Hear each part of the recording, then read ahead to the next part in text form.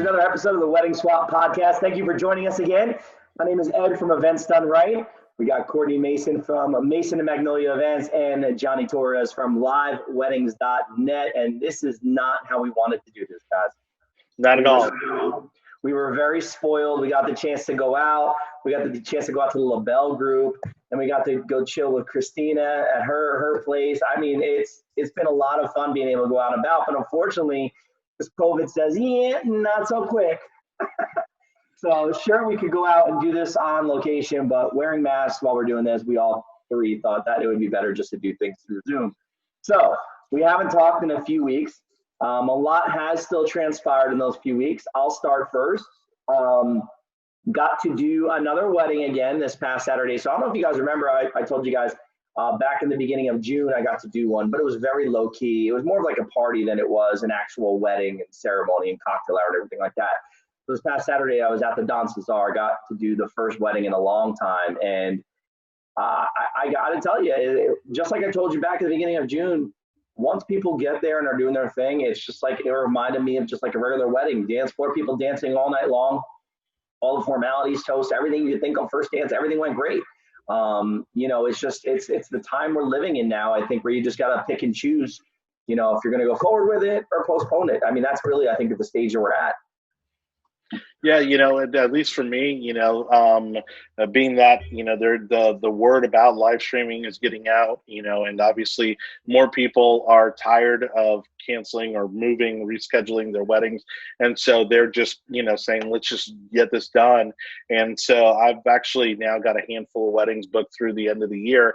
And that's, and awesome. To kind of put a positive spin on things, because again, I think, we're all fed up with the coronavirus in general, and Courtney, I know you as well as the brides out there, I'm sure, are just sick and tired of having to reschedule and postpone and lose deposits and all this kind of stuff. And so I think people are realizing, that they're going to just have to modify their expectations for their big day. Yeah, I think a lot of people are just frustrated and fed up and want to go on with the big day, and they just keep getting shut down, and it kind of sucks. And I've got brides from out of state calling, and what's going on in Florida, what's happening is my wedding, it's in September. I've seen brides post on Tampa Weddings today. They're having weddings in February, and they want to postpone or cancel. I had one move to August of next year. So people are out there, and they're really concerned about all of this. Yeah, and I can see, I think the bigger thing is nobody really knows, right? I mean, if we were to sit here and say, okay, we all know this is going to be over in December, like if it was a sports season is the best way to describe it, right? If you knew it was going to end in December, then you say, well, maybe there'll be some fallout in January and February, but we should be clear in April or May. Nobody knows, and that's the thing that we're dealing with.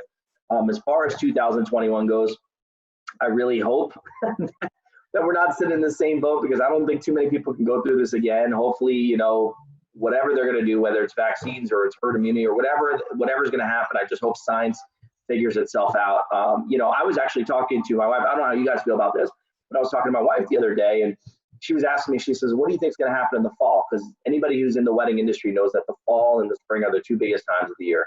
I would say even more so the fall.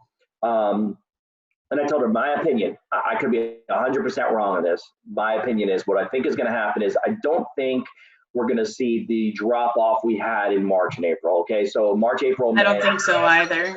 Everything just cleared the calendars. It didn't matter what, everything cleared off like 100%. I think it's going to be like a 50-50 deal. I think what's going to happen is I think you're going to have some couples like I just did Brandon and Kylie's this past weekend. I think some of those couples, they're just going to power through. They're going to do kind of like Johnny, what you were saying before. They're going to do like a moderated number of people. You know what I mean? They're going to do smaller things that maybe they wouldn't do, such as a grandiose thing that they're going to do, but they're going to power through the day, through the fall. And then you're going to have the other 50%. They're going to say, you know what, I'm going to take my chances with moving it on to the spring or fall of next year. So I'm hoping that I'm right, because that means that, we'll still try and do business as usual. But I understand. I'm sure you guys understand as well. I mean, if people don't feel comfortable, or if you had this vision in your head, we talk about it all the time, right? I mean, somebody's dreaming of this day for years, right? We always, that whole analogy is brides say as little girls, they dream of, growing up and being a bride, and they have the wedding day all chosen. Now here we are, we're dealing with something we've never dealt with before. Exactly. Yeah, it's pretty scary. And unfortunately, when we actually, right around the time when we started doing the show, we were trying to project and say, okay, well, based on kind of where the trends are, we thought that by now we would have been kind of out in the clear of all this. And then, we're seeing that Florida, in addition to other states, have seen surges. And, at the rate we're going, unfortunately, I think it's going to be, just based on what we've seen since March, that it's probably going to be another few months. And, there are venues, the other kind of dynamic to this is that there are venues who are now setting their own policies as to how many people they'll allow, and some people are saying it's 10, some people are saying it's 50, some people aren't putting any limitations at all. And so that also throws, the plans for a loop and, makes things a little more complicated for everybody involved. And, on that note, I would just reiterate to everyone, especially the vendors, to please try to be as flexible as possible. We understand, obviously, that, everybody needs to make a living and we're all trying to get through this. But, we are hearing some pretty terrible stories out there about vendors who are refusing to be flexible. And I think while we're all under the same boat and we understand your situation, the truth is that I think in general that kind of hurts the overall industry. Right. No, 100%, because and I just got a text, and not to puff out my own chest for events done right or anything like that, but I just got a text actually yesterday because I have one of our brides. She was supposed to get married in May of this year, and then moved it to August, and now she moved it again to March of next year. And every time she reaches out to me, I'm like, yeah, no problem, because we have multiple DJs on staff that can always accommodate her. So I'm like, hey, it's no issue whatsoever, but you just let me know the new date. And she even said in the text yesterday, she said, I really wish all my vendors were accommodating as you. So, I understand, like Johnny, you hit it on the head. We're, this is our livelihood for many of us, and this is how we make our living.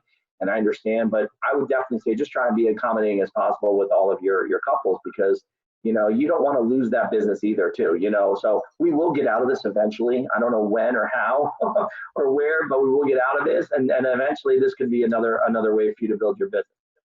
Well, and really quick, and I want to throw a curveball to you guys because this wasn't kind of on our agenda, but I wanted to ask Courtney's opinion. We're seeing brides who are selling off contracts that typically include a number of vendors, right, for a flat price. Can you kind of maybe just really quickly give us some pros and cons to brides that may be considering buying established contracts from other brides? Definitely check with the venue and the vendors and see if they're allowed to do that.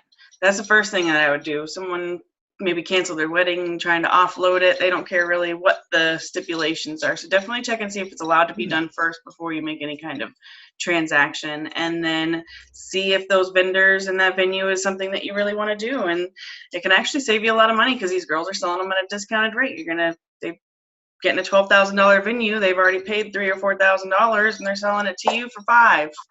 So yeah. That's true. I wonder how the venues feel on the back end, though. You know what I mean? I guess as long as they're getting what they're supposed to be getting for the total package. Yeah, I think as long as they have the date filled, that they're happy, so they're not losing out on money. Cool. All right, guys, I'm going to do something with you guys right now. I'm calling it the Wedding Roundtable. All right. I have some articles that I have found online. These are some stories. And I just want to kind of just pick your brains real quick, just make it a little interesting and switch things up, just to get away from the whole pandemic-related stuff. It's so great. Gladly. As I say that, though, there is a pandemic-related article, so go figure. So the first thing is, let's just bring up a bright spot that happened. This would happen on a beach up in Massachusetts. And at the last second, the couple's officiant did not show. So, they're scrambling around. They were actually running up and down the beach. Picture this, okay? They're running up and down the beach trying to find somebody to marry them. And coincidentally enough, out of all the people on the beach, this is like something out of like a movie or a TV show, they find the mayor of the town. Now, the mayor was not, he wasn't an ordained minister, or he wasn't ordained to do any kind of officiating.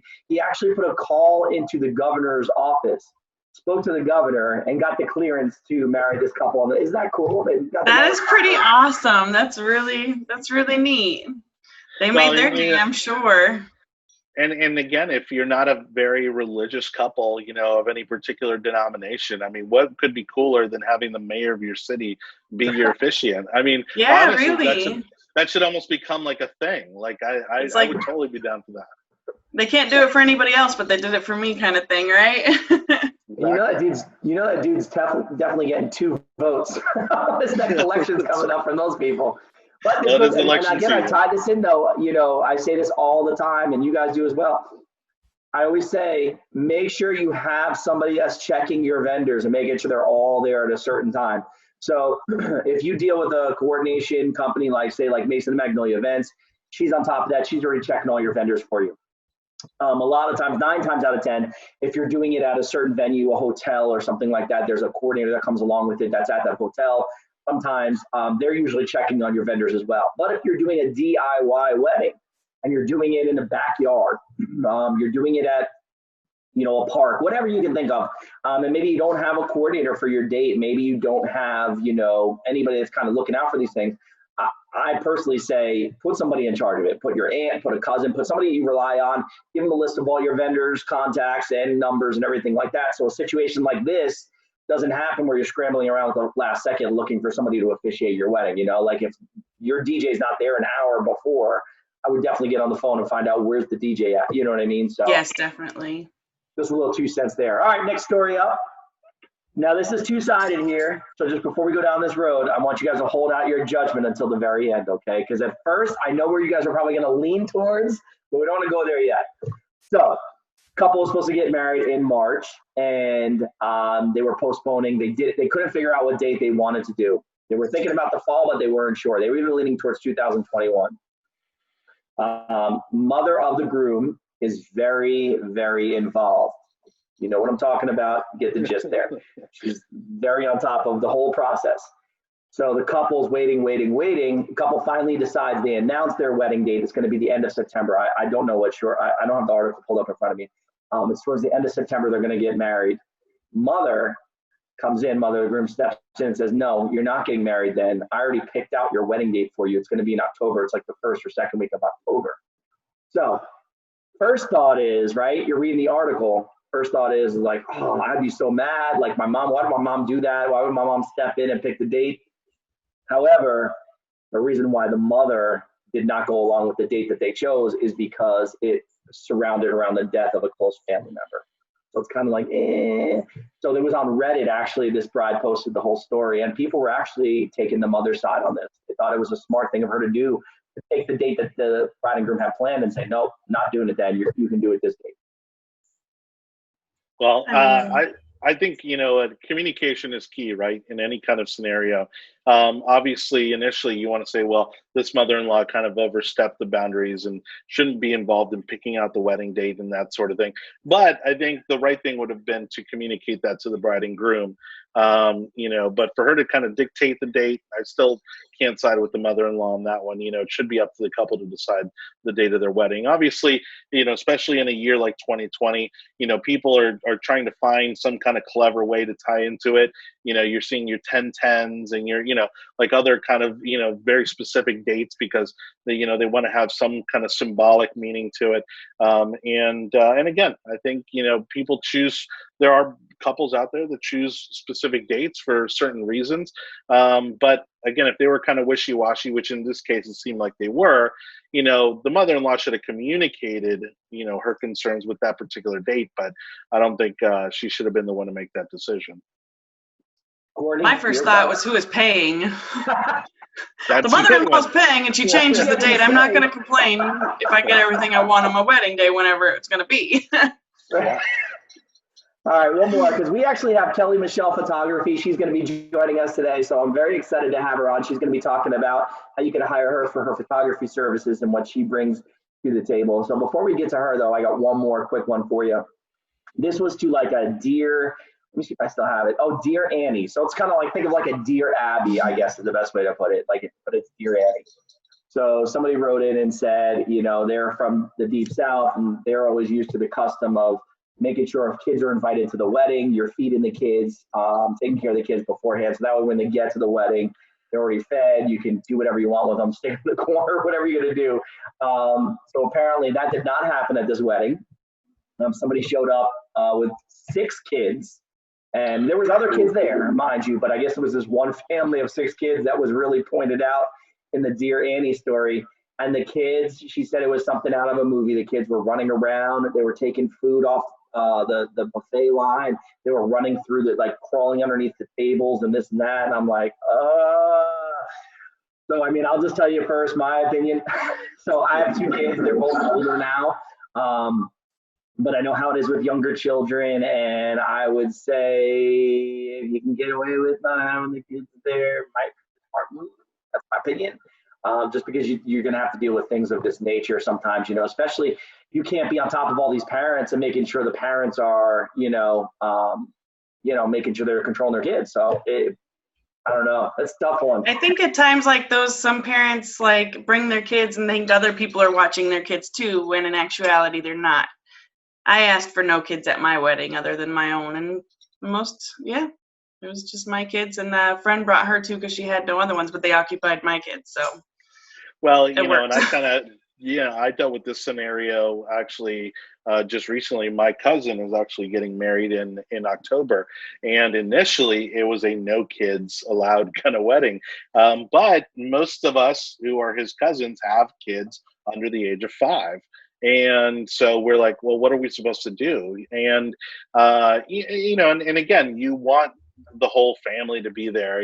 And so there's that desire to have them. But in my opinion, I think you make accommodations, for maybe someone to watch the kids, maybe have a separate room or facility for them to hang out in, or you express very clearly and directly to the parents and say, hey, you're more than welcome to bring your kid, but make sure you have them under control. Once the party gets started, hey, cool, anything goes, right? But, at the beginning of the reception, while people are eating, like, you got to have control of your kids. And that's something that, especially if you've got 6, in your party, I mean, that's a daycare in and of itself that, I think you if you're going to a wedding, whether or not they, again, if they've allowed kids, then at least be considerate enough to make sure that you have control of the situation. Yeah, I mean, 6 kids, that's a basketball team and a substitute. That's a lot of children for that wedding. Yeah. 8 people, if you go with your, if you're a couple, a married couple with your 6 kids, that's 8 people you got to feed. That's crazy. Once again, we do want to thank you for checking us out on the Wedding Swap podcast. If you haven't liked our page yet, maybe you're just coming across this on your Facebook feed, do us a favor, go to our page, give us a like, give us a share. We appreciate that. And right now, we're going to pump gears, and we're going to turn into the Brady Bunch here for a second. We're going to be joined by Kelley Michelle Photography. But more importantly, we wanted to have you on just to get a photographer's perspective, I should say, of everything that's been going on. So before we even jump into any questions with you or anything, maybe just give us a little background on how you get started and how long you've been doing this. I've been doing photography for about 10 years now. I joined into doing wedding photography about 4 or 5 years ago. I love what I do. I'm a stay-at-home mom of 4 kids. It's a great flexible position for me. And I love getting to meet new people. You never know who you're going to meet. You never know, what kind of bond is going to be created by that client photographer situation. Yeah, that's so true. I mean, even just from a DJ's perspective firsthand, it's funny how many couples that I've worked with along the way, and you actually have like a friendly relationship, whether you friend them on Facebook or whatever, you actually become a friend with them because we do get so close to them through the whole entire process. It's not just the day of. Oh, of course, definitely. It's a lot of fun. Like I said, everyone is so different. Every wedding is so different. Every couple is so different. You just never know what you're going to get. What kind of questions should our brides be asking you about, like portfolios? Like, what do they need to see? Should they be asking about insurance? What kind of questions do you suggest they ask?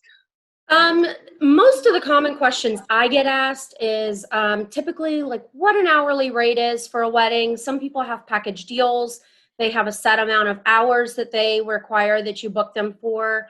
Other people offer smaller packages where maybe you can book them by the hour for a smaller wedding with just maybe a minimum amount of hours that they require. I definitely suggest that you ask them for several weddings that they've done, get an idea of their portfolio, make sure that it's something that you're interested in. their editing style and things like that. I also highly recommend you ask them your turnaround. You have some photographers that have a quicker turnaround on their photos, and you have others that maybe it's months before you can get your photos back.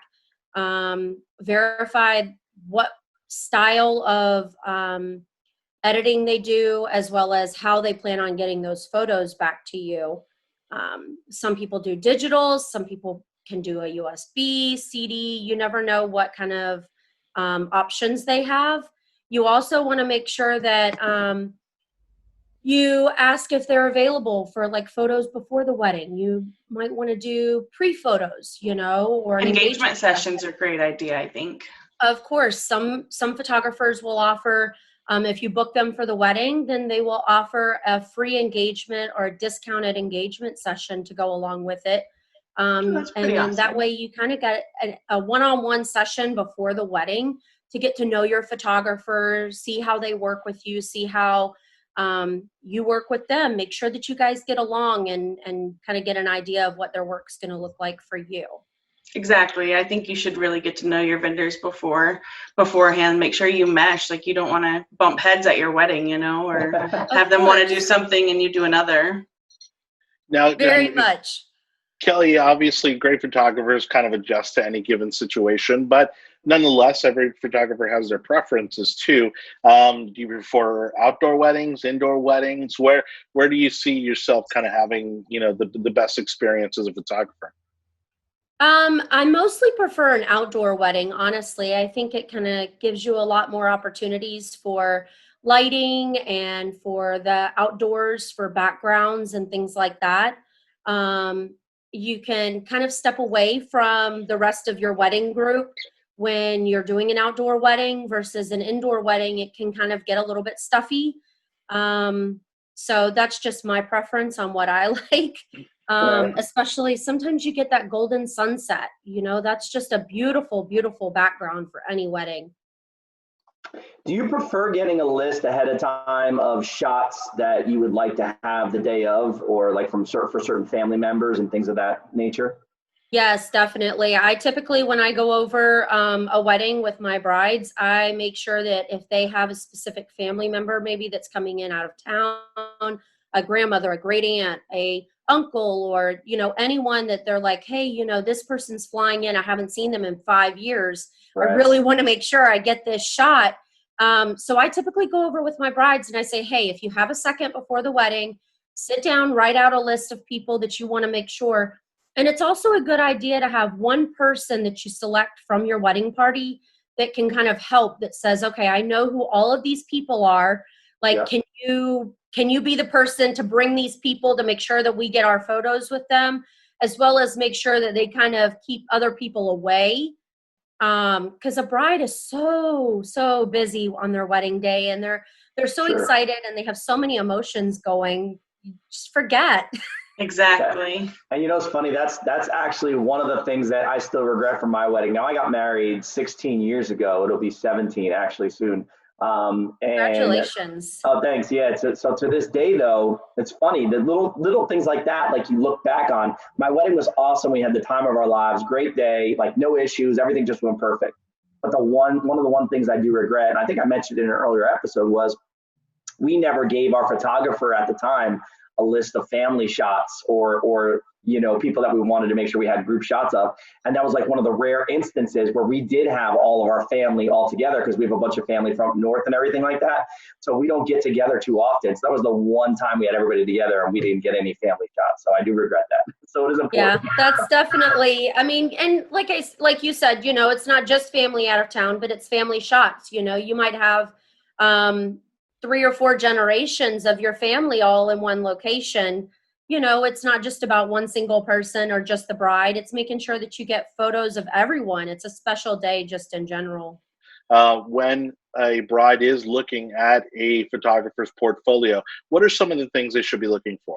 There's so many things that come into play. You want to make sure that anytime you're booking with a photographer, that you're looking at their editing style. Some photographers are going to go more of a light, airy look. Some are going to go with maybe more of a warm, sunny look.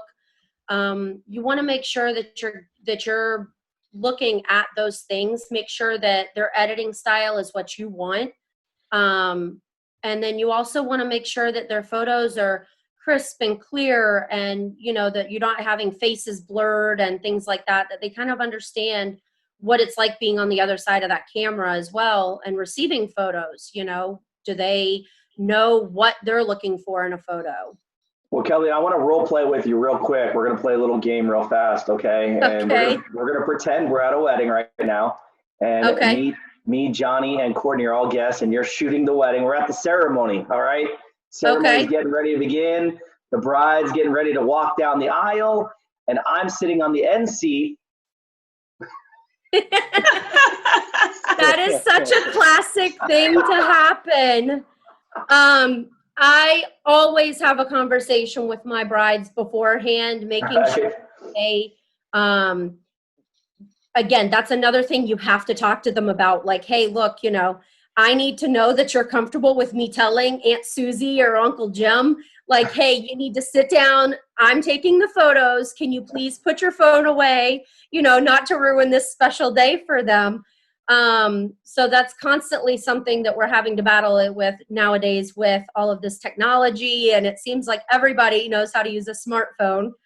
And so typically what I will do is I would say, you know, tap them on the shoulder, say, hey, John, can you sit down, put the camera away? I was asked by the bride, you know, they did hire me for this special day to take the photos. You will get a chance for these photos. You know, you don't need to be taking the pictures. Relax, enjoy the ceremony. Yeah, because I know Johnny, Courtney, you guys have seen those after pictures where you've seen them online where you'll see everybody's hand. You'll see like 40 hands out in the middle of the aisle. And I'm like, oh no. I have one from my wedding. I definitely do. And it was actually a pretty neat picture because the photographer went through the cell phone camera and into like us. So it was us through the cell phone. It was a really nice photo. It turned out nice, but those are a rare occasion, Courtney. Very rare occasion. And I would think, you know, for the brides out there, you know, you need to make that decision pretty early on. You know, are you going to be comfortable with everybody having their phones out, documenting the wedding in their own way? You know, obviously that's why we see the wedding hashtags, you know, because hopefully they're posting the pictures using those hashtags and that sort of thing.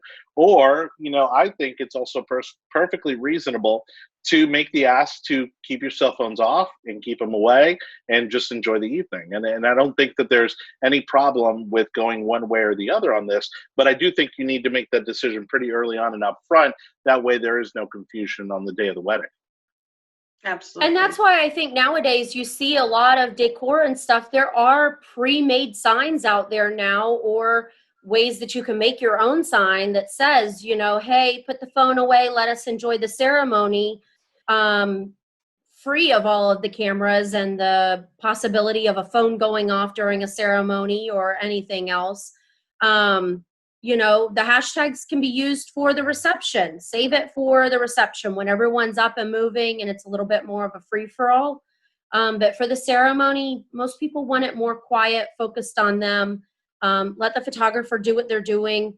I don't know how many times I've been trying to go up and down an aisle and you have somebody that's got their hand in the way or whatever, and you're bumping back into people and everything else. So. Well, Kelley, we want to thank you again for having us on. It's Kelley Michelle Photography. If you're trying to get a hold of her, 813-230-2377. That's 813-230-2377. And more importantly, you can check out her work. You can message her right on her Facebook link that we have obviously attached here in our comments section.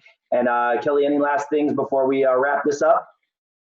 I don't think so. I really appreciate you guys having me on today. And if anyone's looking for a photographer, I'm always looking for the work. Awesome. Well, thank you so much. We appreciate you once again being on with us. For myself, Ed Gruby from Events Done Right, Courtney Mason from Mason and Magnolia Events, and Johnny Torres from liveweddings.net. We appreciate you guys checking out this latest episode of the Wedding Swap podcast. And let's cross fingers that the next time we do this, it won't be Zoom.